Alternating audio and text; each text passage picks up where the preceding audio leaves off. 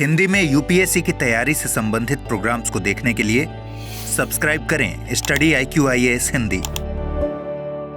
नमस्कार साथियों, मैं कुणाल आप सभी का study IQ IAS Hindi YouTube channel पे स्वागत करता हूं। हमारी आज की क्लास में हम लोग बात करने वाले हैं भारत में हुई तेल के भंडारों की खोज के बारे में। क्या है इसको लेकर हमारे पास में न्यूज़? तो हमारी न्यूज़ का ये कहना है कि Uttar Pradesh hits a jackpot, crude oil discovered in Ballia, ONGC begins drilling more wells across 300 kilometre oil belt. तो देखिए, दरअसल फिलहाल हमें पता चलता है कि ONGC ने एक कंफर्मेशन दिया है और कंफर्मेशन देते हुए इन्होंने बताया कि उत्तर प्रदेश के बलिया में हमें तेल के भंडार मिले हैं और ये तेल के भंडार ज़मीन से 3,000 मीटर नीचे मिले हैं। यानी कि बलिया में तेल के भंडार मिले हैं और ये तेल के भंडार ज़मीन से 3,000 मीटर नीचे।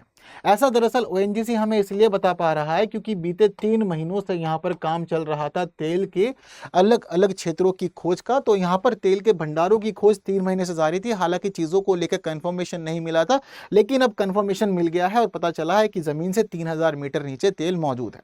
इसके साथ ही ONGC ने एक बात और क्लियर की है और क्लियर करते हुए हमें ये बताया है कि बलिया में तेल के भंडारों का मिलना सिर्फ मामले को बलिया तक ही सीमित नहीं करता है, बल्कि बलिया के अलावा हमें अब हो संभावना है कि 300 किलोमीटर तक के एरिया में तेल देखने को मिल सकता है और बलिया से लेकर हमें प्रयागराज के फाफामाऊ तक तेल मिल सकता है। इसकी पूरी की पूरी संभावना है, जिसको लेकर ONGC ने कहा है कि बलिया से अब प्रयागराज के फाफामाऊ तक ड्रिलिंग का काम किया जाएगा। अलग अलग जगह पर तेल के कुएं खोदे जाएंगे, जिसके बाद आगे की चीज़ों पर हमें क्लैरिटी मिलेगी।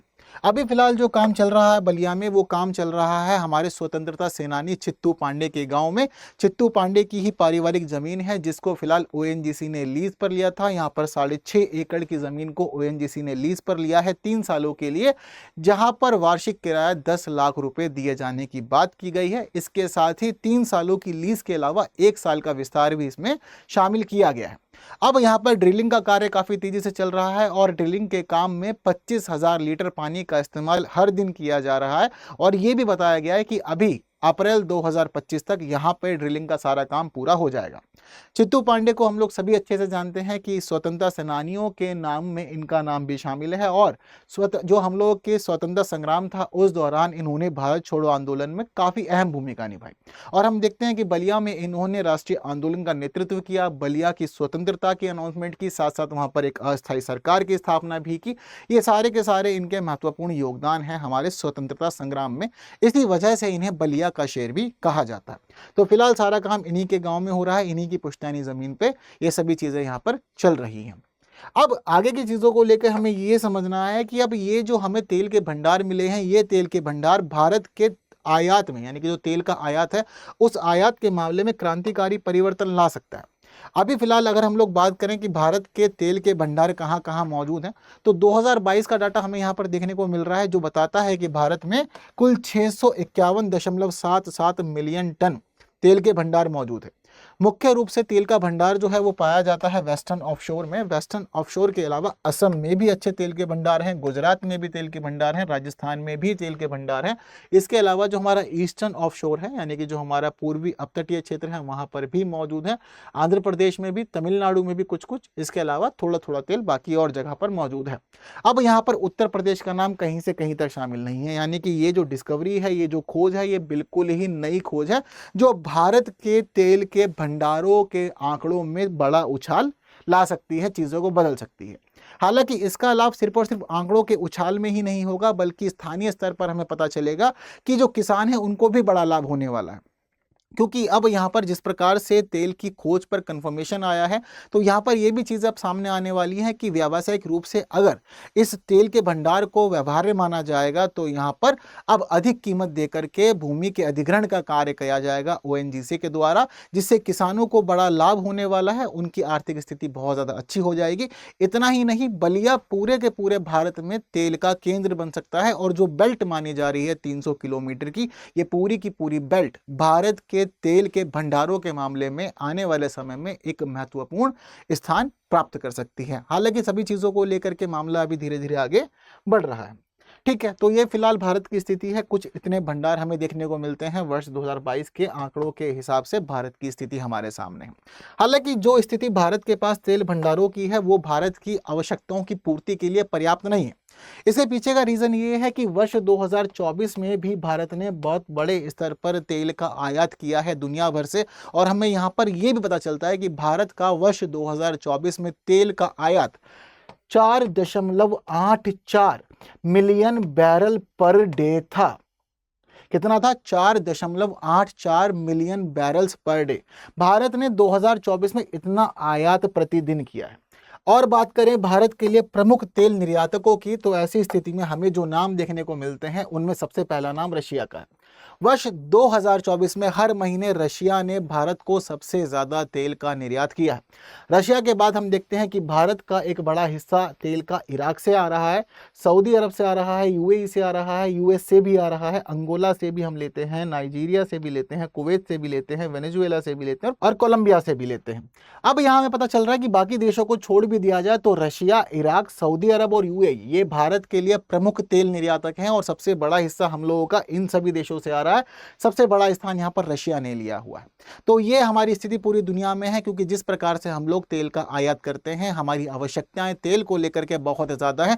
ऐसी स्थिति में हम अपने इस थोड़े से तेल भंडारों पर तो निर्भर किसी भी प्रकार से रह नहीं सकते हैं। इसलिए ये स्थिति हमारे साथ बनी हुई है कि हम लोग दुनिया के अलग अलग देशों से तेल का आयात करें।